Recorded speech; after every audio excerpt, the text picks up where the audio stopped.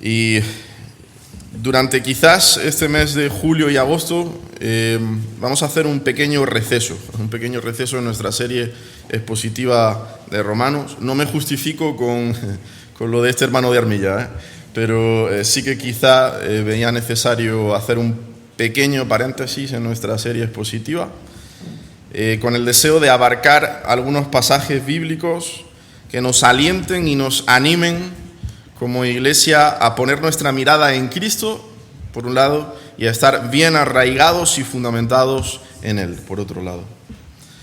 Así que con el deseo, por tanto, de que este periodo vacacional no nos haga, mejor dicho, perder la perspectiva y la necesidad imperiosa de Cristo en cada aspecto de nuestras vidas.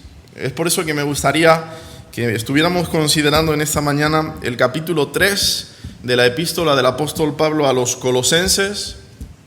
Vamos a leer desde el versículo 1 al 4. Colosenses, versículos 1 al 4 del capítulo 3, un texto que vamos a vislumbrar en esta mañana nos ayuda a buscar en este pasaje temporal el brillo celestial. Un pasaje que nos ayuda a buscar, un texto que nos ayuda, a buscar en este pasaje temporal el brillo celestial. Capítulo 3 de la epístola del apóstol Pablo a los Colosenses, y dice así el versículo 1: Si pues habéis resucitado con Cristo, buscad las cosas de arriba, donde está Cristo sentado a la diestra de Dios. Poned la mira en las cosas de arriba, no en las de la tierra, porque habéis muerto y vuestra vida está escondida con Cristo en Dios. Cuando Cristo vuestra vida se manifieste, entonces vosotros también seréis manifestados con Él en gloria. Que el Señor bendiga su palabra en esta mañana. Bueno, como observamos, el versículo 1 comienza con dos conjunciones. Sí, pues. Y eso nos obliga a mirar atrás, y eso es importante, ¿no? Porque para captar el mensaje de Pablo en estos 4 versículos, en este pasaje breve pero tremendamente profundo, debemos comprender lo que Pablo ha estado diciendo un poco antes, en todo el capítulo 2, y esto es lo que consideramos el contexto inmediato de este pasaje. Bueno, ¿y de qué nos ha estado hablando Pablo en el capítulo 2? Nos ha estado hablando de 3 grandes peligros que amenazan a la iglesia de Colosas y que conforman una tremenda distorsión doctrinal. ¿Cuáles son estos 3 peligros? Bueno, Pablo nos ha estado hablando, en el capítulo 2, del legalismo, el pretender ganarnos el favor de Dios a través del solo cumplimiento de la ley en una falsa apariencia de piedad y obediencia llevadas a un extremo impositivo. Nos ha estado hablando del misticismo, el pretender percibir experiencias místicas para ver la revelación de Dios en nuestras vidas. Y la última distorsión doctrinal de la que habla Pablo en el capítulo 2 es el ascetismo, que quizás no es un término que usemos muy frecuentemente. El ascetismo, el pretender privarnos de ciertas cosas como si al privarnos de estas, esto nos hiciera más santos, más espirituales. Bueno, estos 3 peligros pueden colarse en nuestras iglesias y sin que nos demos cuenta. Y por tanto, por ejemplo, nos veamos obedeciendo a Dios religiosamente, sin un compromiso total con Él y en una dependencia total de Él. Por tanto, descansamos más en nuestras obras, en la ley, que en Dios, en el Dios de la ley. Y juzgamos, además, a los que no actúan a nuestro mismo nivel moral de una manera impositiva. Eso es legalismo. Podemos vernos buscando revelaciones y experiencias contemplativas en vez de encontrarlas en la palabra de Dios y en la persona de Cristo, en aquel, por lo tanto, como dice el autor a Hebreos, que es el clímax de toda revelación divina. Mira lo que dice el autor a Hebreos en el capítulo 1, versículos 1 y 2. Dios, habiendo hablado muchas veces y de muchas maneras en otro tiempo a los padres por los profetas, en estos postreros días nos ha hablado por el Hijo, Y el nombre propio ahí no va acompañado de ningún artículo, es un nombre, haciendo un énfasis ya desde el texto original en que eso es totalmente suficiente, ya no hay que agregar nada más. La revelación suprema de Dios para con cada uno de nosotros. O buscamos un extremo ascetista, un estilo de vida austero y de renuncia a placeres materiales con el fin de adquirir unos hábitos que conduzcan a la perfección moral y espiritual. Mira, estos tres peligros presentan un punto en común que yo creo que quizá ya has percibido tú en esta mañana. Todos apuntan ¿a quién? Al hombre. Todos apuntan al hombre. A mi obediencia a la ley, a mi mística revelación de Dios, a mi capacidad espiritual creciente al privarme de tantas cosas terrenales, a mi esfuerzo, a mis méritos, a mi capacidad. ¿Y sabes lo que hace eso? Eso presenta a Cristo como un Salvador insuficiente para salvar, santificar y satisfacer por completo al hombre que desea depositar su vida en él. Por tanto, el mensaje central de Pablo justo antes de comenzar el capítulo 3 va a estar centrado en denunciar estas doctrinas erróneas, ya que nunca podrán sustituir la verdad de Dios, puesto que son invenciones humanas que apuntan al hombre. Así que Pablo, hilando su exposición del capítulo 2, no pierde ni un segundo en poner sobre la mesa el pilar fundamental que destituye por completo cualquiera de estas falsas doctrinas. Y es que estas dos conjunciones que mencionábamos, sí, pues, acompañan y nos revelan una afirmación expresada con una condición de primera clase, segura o cierta. Sí, pues, decidlo vosotros, habéis resucitado con Cristo. Vaya fundamento tan importante. El énfasis en el original nos deja ver que no se trata de una posibilidad, sino de una evidencia. Es una evidencia. Y es que Pablo no quiere tan solo denunciar, quiere destronar cualquier otra falsa doctrina que distorsione la suficiencia de la obra de Cristo. ¿Y sabes lo que hace? Que expone la que conforma la base histórica y espiritual sobre la que se fundan el resto de las doctrinas cristianas, frente a la cual toda duda sincera debe disiparse: la resurrección de Cristo. El teólogo Reuben A. Torrey llamaba a la resurrección de Jesucristo la piedra de Gibraltar de las evidencias cristianas. Quien ha estado en Gibraltar, pues sabe que los gibraltareños quieren mucho ese peñón que le llaman The Rock y que es, creo que, bastante visible, ¿no? Desde ya bastante distancia, ¿no? Eso es lo que nos intenta expresar este teólogo, ¿no? Es una evidencia más que notable y fundamental. La resurrección de Cristo da sentido a nuestra fe y es una doctrina que probó que Jesucristo fue quien dijo ser y que logró lo que dijo que había venido al mundo a cumplir.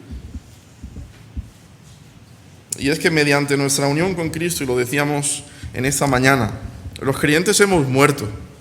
Hemos sido sepultados al viejo hombre. Esas cadenas del pecado han sido rotas a través de un sacrificio perfecto, el de un cordero perfecto. Pero es que además hemos resucitado espiritualmente con él. Como diría Pablo a los de Éfeso en el capítulo 2, versículos 4 al 6, pero Dios, que es rico en misericordia, por su gran amor con que nos amó, aun estando nosotros muertos en pecados, nos dio vida juntamente con Cristo. Por gracia sois salvos. Y juntamente con Él nos resucitó y asimismo nos hizo sentar en los lugares celestiales con Cristo Jesús. El Hijo de Dios moría de la manera más maldita para ser glorificado de la manera más gloriosa. Y en esa escala de glorificación, y esto es sumamente excelso para el creyente, llevarnos juntamente con Él a sus redimidos de su mano. Por lo tanto, estamos vivos en Cristo para experimentar las realidades del reino divino, no las de hombres, hermanos, no las de hombres. las realidades divinas reveladas en Cristo y en su palabra. La palabra revelada, la palabra encarnada. De hecho, toda la teología, fíjate, del apóstol, en los 2 primeros capítulos de esta epístola a los Colosenses, van seguidas de exhortaciones, en el capítulo 3 y capítulo 4, a vivir una vida centrada en Cristo y a experimentar las realidades del reino divino, a experimentar una vida resucitada con Cristo. Así que en base a esto, y siendo, como digo, la resurrección de Cristo el fundamento inamovible sobre el que Pablo se va a apoyar en estos 4 versículos, el apóstol va a pasar ahora a dar respuesta a la pregunta de ¿qué debemos hacer para crecer y avanzar en nuestra vida cristiana como consecuencia directa de ser resucitados con Cristo? Esa pregunta nos interesa. Y Pablo nos provee una respuesta bastante completa en estos 4 versículos. Nos provee de 2 exhortaciones para avanzar en nuestro caminar diario en Cristo y por Cristo, versículos 1 y 2, y 3 motivaciones que refuerzan el mandato de Pablo para el creyente de vivir con una mirada celestial. Así que 2 exhortaciones y 3 motivaciones.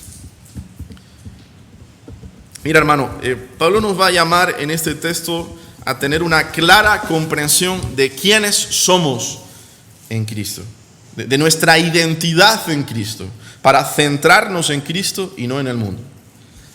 Escuchaba una ilustración hace unos días que puede arrojar luz sobre este énfasis. Una pequeña de 5 años era adoptada por una familia creyente. Ellos no podían tener hijos y por eso aún más para el marido y su mujer esta pequeña era una respuesta del Señor a sus ruegos. Aún así sabían que esta pequeña pertenecía a Dios y no a ellos. Esta niña había estado desde los 3 años en un centro de acogida y lo había pasado realmente mal. Los padres adoptivos se habían percatado de esto debido a ciertas actitudes.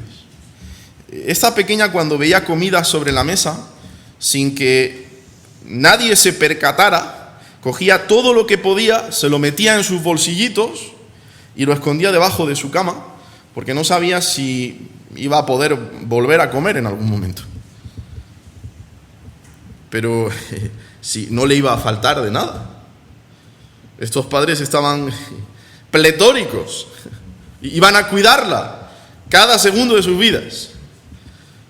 Le iban a proveer de todo lo que necesitara, pero ella no se fiaba. Mira, hermano, ahora por medio de Cristo somos hijos adoptivos de nuestro Padre Celestial. Esa es nuestra nueva identidad. Somos miembros de la familia de Dios. Solo por gracia, solo por fe, solo por Cristo. No podemos seguir viviendo como hijos ilegítimos de Dios, hijos desconfiados de su Padre, que esconden, el pan terrenal debajo de sus camas, que siguen escondiendo ese pan terrenal. No podemos dejar de descansar en el eterno en mayúsculas, para descansar en lo efímero. No tiene sentido.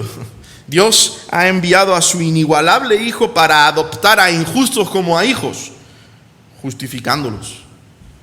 Hemos resucitado con Cristo y esa evidencia es tan poderosa que todo lo terrenal se queda aparcado a un lado.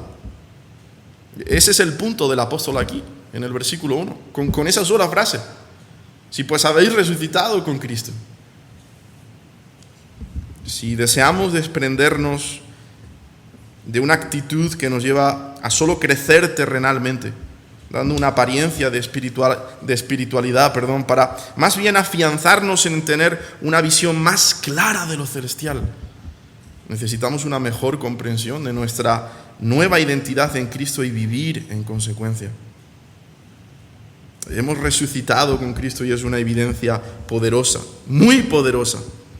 Somos la niña de sus ojos.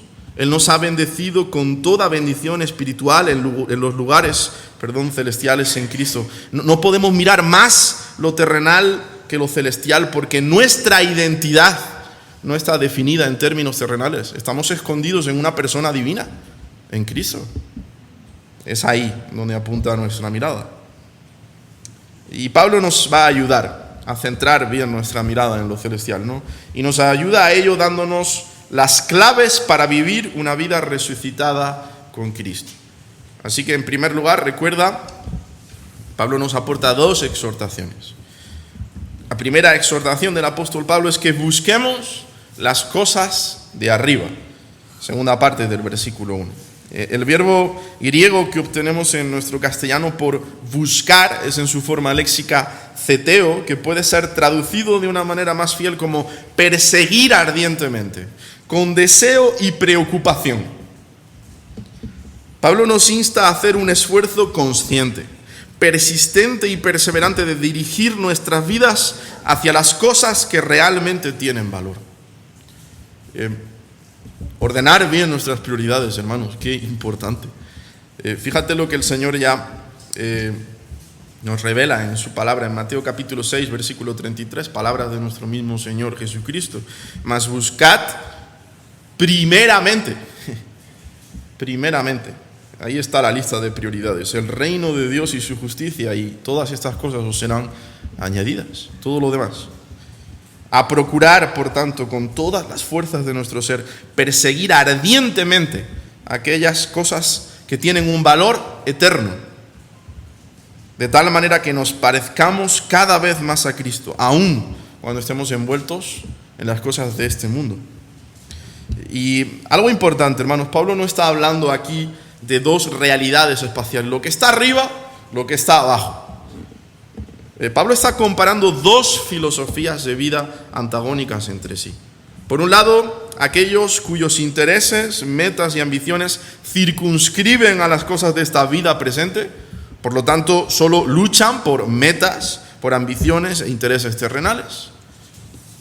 Y por otro lado, aquellos que han asumido esa nueva identidad en Cristo y por tanto sus prioridades, metas y ambiciones son las de Cristo. Lo que Cristo ama, ellos aman. Lo que Cristo busca, ellos buscan. Lo que a Cristo ofende, escucha bien, a ellos ofende. Lo que a Cristo entristece, a ellos entristece.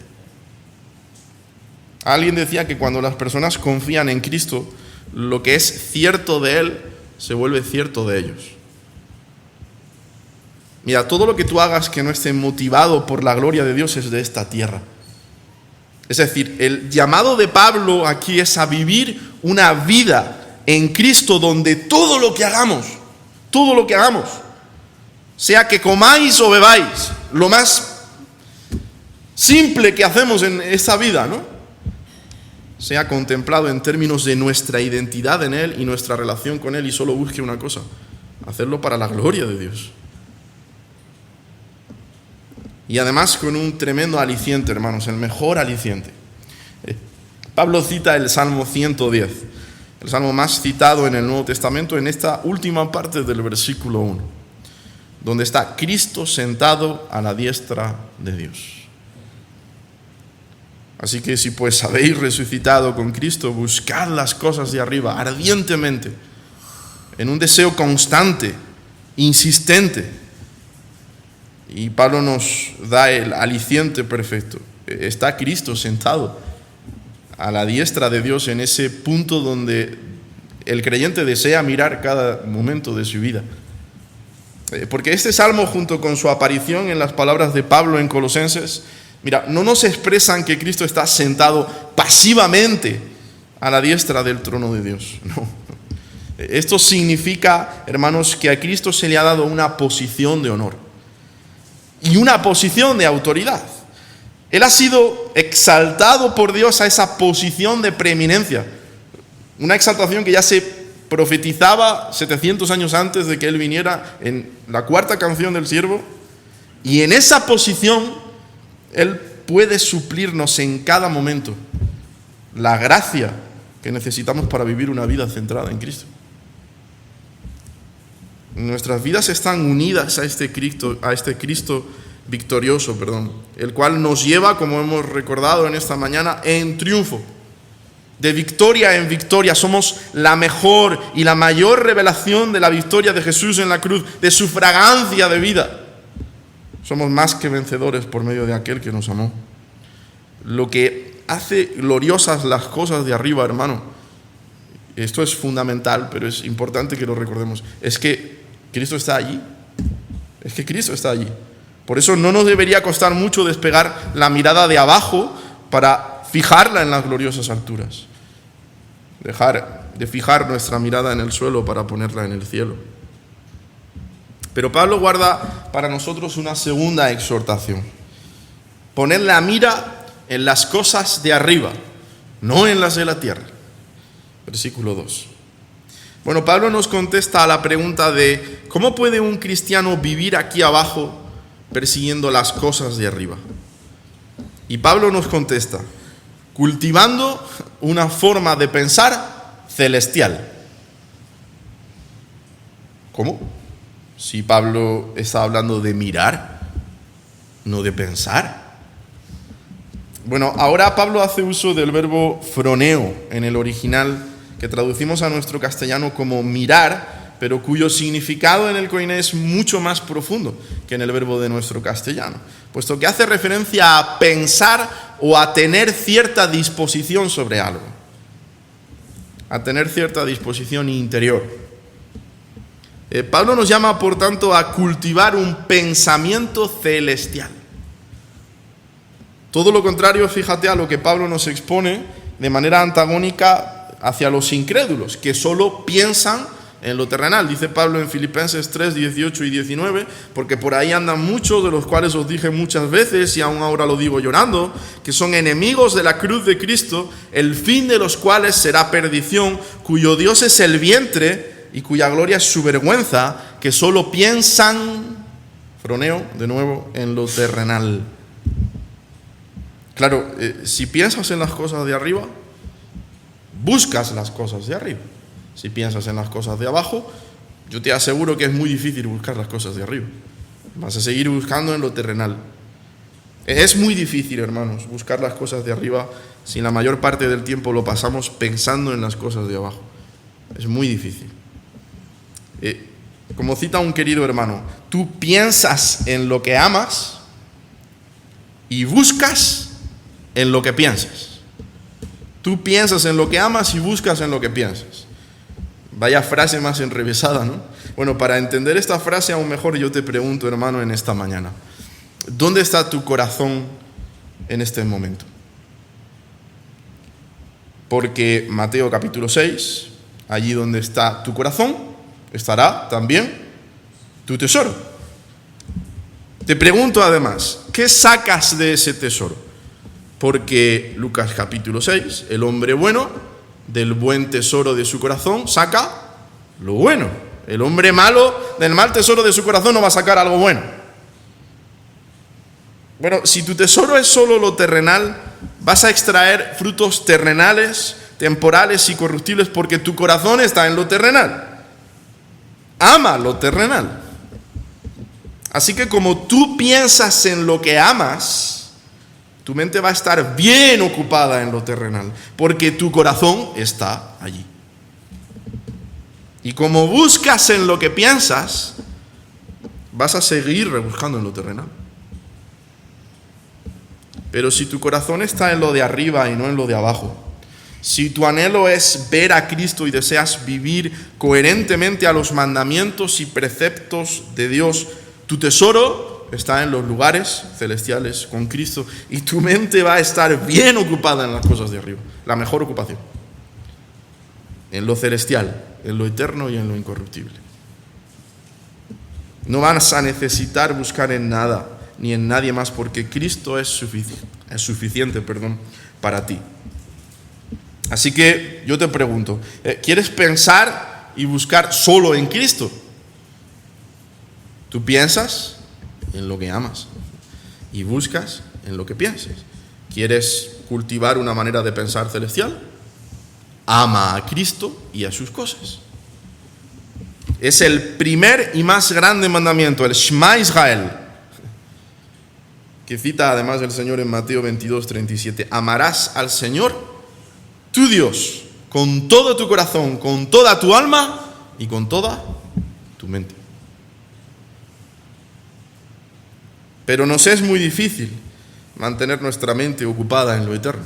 Y esto me lo decía a mí mismo, ¿no?, durante la reflexión de este pasaje. Nos es muy difícil la lucha aquí abajo. ¿Por qué? El pecado. El pecado es deleitoso. Es muy deleitoso, es difícil de resistir. Dice Charles Spurgeon que posee una impresionante capacidad de dar placer. Mira lo que dice la autora de Hebreos, haciéndose eco de esto en el capítulo 11, versículos 24 y 25. Por la fe Moisés, hecho ya grande, rehusó llamarse hijo de la hija de Faraón, escogiendo antes ser maltratado con el pueblo de Dios, y escucha, que gozar de los deleites temporales del pecado. Porque el pecado es temporal, pero es deleitoso. El problema del pecado es que aunque sabemos que el placer que brinda es temporal, la perspectiva de experimentarlo ahora, en este preciso instante, muchas veces tiene más poder sobre nosotros que el temor que sentimos por las consecuencias a largo plazo que vendrán a nuestras vidas si pecamos. Pero Pablo nos presenta la manera de superar esta tentación y mantener cautivo todo pensamiento para que se someta a Cristo. Cree en las cosas de arriba. Cree en la promesa de Dios y un placer superior. ¿Qué tenemos por delante? Bueno, quizás algo no necesariamente sencillo, para nada fácil. Mira, nuestra vida es una lucha espiritual persistente. Como decía nuestro querido hermano David Morse, la vida del creyente no es difícil, es imposible, porque nuestro referente es imposible de alcanzar para nosotros en nuestra naturaleza pecaminosa, combatiendo con la nueva naturaleza en esta tierra con nuestras luchas. Pero, ¿qué tenemos más adelante? ¿Qué hace que nuestra fe cobre sentido y no sea una fe vana, una fe vacía? Un Cristo resucitado. Recuerda el fundamento sobre el que se asienta el apóstol Pablo en este pasaje. Si pues habéis resucitado con Cristo. Un Cristo resucitado, hermano, que está preparando una morada celestial inigualable para nosotros. Mira, ante tus problemas terrenales, que sé que los tienes, yo los tengo, que nuestras mentes, hermanos, sean cautivadas y controladas por la belleza del Señor resucitado. No hay comparación, no hay color. Y todo lo que nos depara en los lugares celestiales en nuestro camino de santificación. A veces nos fijamos mucho en esa pequeña fracción temporal que significa nuestra vida terrenal y olvidamos lo eterno. A veces no somos conscientes, hermanos. Y yo supongo, si nosotros tenemos esa habilidad cognitiva en el cielo, no lo sé, aquí me estoy atreviendo un poco, que si podemos, cuando estemos en lo eterno, mirar atrás, diremos, ¡qué tontos fuimos! ¡Qué torpes fuimos! Preocupados tanto en una fracción de tiempo tan pequeña, si Dios nos ha provisto, por gracia, por medio de su inigualable Hijo, de algo eterno, algo precioso, algo glorioso, que es adorarle y gloriarnos en Él por la eternidad. Que nuestras mentes sean cautivadas y controladas por la belleza del Señor resucitado y todo lo que nos depara en los lugares celestiales en nuestro camino de santificación. Porque santidad significa justamente esto, reconocer que esto no se trata de dejar a un lado los placeres del pecado para vivir una vida digna, pero qué aburrida, qué monótona. No, no. Se trata de reconocer que los placeres del pecado son vacíos y temporales, mientras que Cristo nos permite disfrutar de un banquete, placentero y rico, que dura para siempre. El placer eterno y celestial contra el temporal y terrenal. Y mira, hermano, cuando entendemos, es por eso que debemos cultivar una forma de pensar celestial, porque tenemos que entender las implicaciones de lo que significa deleitarnos en Dios para glorificar a Dios y vivimos consecuentemente a ellas, ¿sabes de lo que nos damos cuenta? De que esta es la experiencia de mayor placer que un ser humano puede llegar a aspirar. Como dice C.S. Lewis, el problema del incrédulo es que es muy fácil de entretener. Se entretiene con boberías, cuando él fue creado por Dios para disfrutar de placeres mucho más gloriosos. Y esto nos lleva automáticamente a las 3 motivaciones, versículos 3 y 4, que, como hemos dicho, refuerzan el mandato de Pablo para el creyente de vivir con una mirada celestial, en base a la resurrección de Cristo. Y la primera motivación que nos aporta el apóstol Pablo para vivir con esa mirada en lo eterno es que el creyente está unido a Cristo en su muerte y resurrección. Primera parte del versículo 3. Porque habéis muerto. Al morir al pecado debe haber una ruptura tremenda, radical, definitiva e irreversible con respecto a nuestra antigua vida, con respecto a nuestra pasada esclavitud. Recuerda Romanos capítulo 6. Dice el apóstol Pablo en su segunda carta a los Corintios, en el capítulo 5, versículo 17, de modo que si alguno está en Cristo, nueva criatura es, las cosas viejas pasaron, he aquí todas son hechas nuevas. Mira, cuando Cristo estaba muriendo en la cruz, estaba firmando tu acta de defunción hacia esta antigua vida para que la nueva entre en vigor cuando depositas tu fe en Él. Quedamos tan unidos a Cristo, hermano, que su muerte es nuestra muerte. Eso es lo que Pablo dice en Gálatas 2:20. Con Cristo estoy juntamente crucificado. Pero además es que su vida es ahora nuestra vida. Y ya no vivo yo, mas vive Cristo en mí. Y lo que ahora vivo en la carne, lo vivo en la fe del Hijo de Dios, el cual me amó y se entregó a sí mismo por mí. El creyente está unido a Cristo en su muerte y resurrección. Y el apóstol nos aporta ahora una segunda motivación para vivir con nuestra mirada en lo eterno, y es que nuestra vida está escondida con Cristo. Segunda parte del versículo 3. Y vuestra vida está escondida con Cristo en Dios. Debemos de comprender este término escondida en 2 sentidos, al menos. En primer lugar, los creyentes compartimos una vida común con Cristo en Dios. Eso es lo que dice el apóstol. Pablo escribe a los Corintios en su primera epístola, en el capítulo 6, versículo 17, el que se une al Señor, un espíritu es con Él. Lo que significa esto, hermanos, es que nuestras vidas deberían de generar un testimonio tan íntegro y fiel de Cristo, y escucha bien, que este mundo tuviera que buscar en Cristo para encontrarnos a nosotros. No buscar en el mundo para encontrarte, sino buscar en Cristo y en su obra para encontrarnos a nosotros. Porque ahí es donde estamos escondidos. No estamos escondidos en el mundo. Y entender, por tanto, los frutos que produce un corazón iluminado por Cristo. Calma ante la tempestad, templanza, gozo en la adversidad, amor fraternal, paciencia, el hecho de soportarnos los unos a los otros. Esas son implicaciones directas de que nuestras vidas están escondidas con Cristo. Pero esto también significa que nuestra vida está completamente segura en Él. Completamente. Y nos lo decía nuestro hermano Antonio. Nada de lo que tú hagas puede cambiar o modificar la obra perfecta, eterna, inmutable y gloriosa de salvación. Nada. No hay manera de que perdamos esta vida. Y eso es glorioso para el creyente. Es alentador. Dice el Señor Jesús en Juan capítulo 10, versículos 27 al 29, mis ovejas oyen mi voz y yo las conozco y me siguen y yo les doy vida eterna y no perecerán jamás y nadie las arrebatará de mi mano. Mi Padre que me las dio es mayor que todos y nadie las puede arrebatar de la mano de mi Padre. No depende de nosotros, depende de Él y estamos seguros en Él. Estamos totalmente seguros en Él. Nuestra vida está escondida con Cristo en Dios. Y la tercera motivación que aporta el apóstol Pablo para vivir con nuestras miradas en lo eterno es que nuestra vida se manifestará con Cristo. Versículo 4.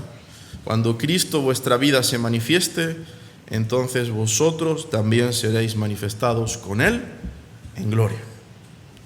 Pablo llama a Cristo vuestra vida, literalmente la vida de vosotros en el texto original, ya que Él es la razón y modo de vida de cada cristiano. Por cierto, la expresión del versículo anterior, escondida con Cristo, está contrastada con el versículo 4, porque ahora esta vida está escondida, pero habrá una manifestación pública y gloriosa de nuestras vidas cuando Cristo vuelva en gloria y gran poder. Esta vida escondida se va a manifestar en todo su esplendor con la venida de nuestro Salvador. Algún día seremos completamente librados de todo rasgo de carácter que sea contrario al de Cristo. En todo seremos semejantes a Él. Fíjate lo que dice el apóstol Juan en su primera epístola en el capítulo 3. Amados, ahora somos hijos de Dios y aún no se ha manifestado lo que hemos de ser. Pero sabemos que cuando Él se manifieste, seremos semejantes a Él porque le veremos tal como Él es. Y todo aquel que tiene esta esperanza en Él se purifica a sí mismo, así como Él es puro. Así que, amado hermano, y no me quiero extender más en esta mañana, a modo de conclusión, una última reflexión que nos ayude a sintetizar todo lo que hemos podido considerar en este precioso pasaje, con el deseo de alentarnos y motivarnos a mirar solo a Cristo. La clave para vivir la vida resucitada es tener una vida centrada en Cristo, persiguiendo ardientemente las cosas de arriba, las del Hijo, cultivando una forma de pensar celestial, buscando este placer celestial y eterno en contra del temporal y terrenal, muriendo su muerte, viviendo su vida. El Hijo, y no el mundo presente, es el centro del universo del creyente. Y creo que un lema que nos puede ayudar como iglesia: apasionados con Dios, viviendo el presente a la luz de la eternidad. A Él sea la gloria en esta mañana. Vamos a orar.